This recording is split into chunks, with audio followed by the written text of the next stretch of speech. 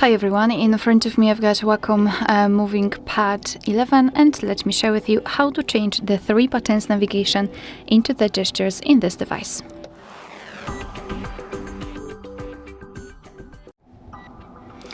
So obviously I do not have the 3 buttons navigation applied right now, but still I can show you where you can find those options and how to switch into 3 buttons navigation, into the gestures navigation.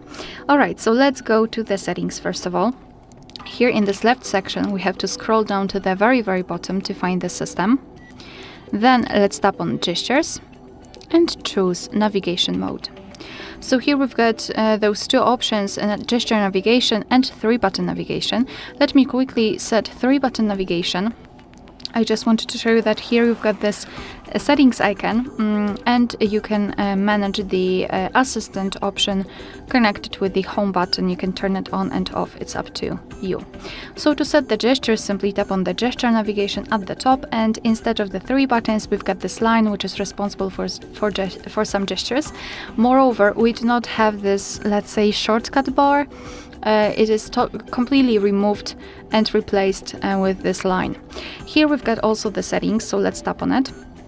And here we can either swipe to invoke assistant or change the sensitivity for the left edge and right one. And to be honest, I highly recommend to get back to this option after a while of using the gestures. So now in order to get back to the previous page, just like by using the back button, we have to swipe our finger or pen from the side to the center, from the right or left side, it doesn't matter, just like that, and we have this arrow just like here, and after seeing it we can release the finger or pen and we will go back, and the same situation from the left side.